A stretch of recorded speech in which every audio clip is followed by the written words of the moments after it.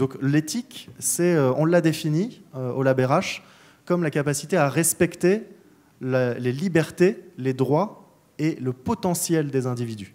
C'est une adaptation qu'on a faite notamment pour les enjeux de la fonction RH, mais une société éthique est une société qui respecte les libertés, les droits et le potentiel des individus. C'est-à-dire que ce n'est pas seulement le présent, ça se projette aussi dans l'avenir. Et je pense que le rôle éthique de la fonction RH est très très fort. Il y a un gros débat en ce moment, parce qu'en parallèle de la charte qu'on essaie de construire avec le LabRH et la CFE-CGC notamment, sur une utilisation éthique du numérique dans les ressources humaines, il y a également l'idée d'une charte éthique de la fonction RH au sens large ou d'une déontologie au sens large. Et ça fait beaucoup de débats parce qu'il y a beaucoup de gens qui disent on n'a pas besoin d'un code pour apprendre à travailler. Hein. Un bon RH, ça sait travailler. Oui, un bon RH, ça sait travailler, comme un bon médecin, ça sait travailler.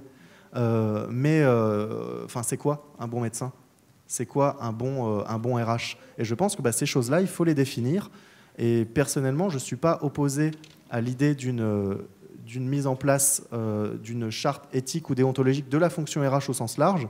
Mais dans un premier temps, avant de vouloir attaquer le mammouth, je pense qu'il faut adresser le sujet direct qui a le plus d'impact, c'est le numérique. Et comment est-ce que le RH, qui n'est pas un acteur natif des sujets numériques, peut s'emparer du numérique de manière responsable ?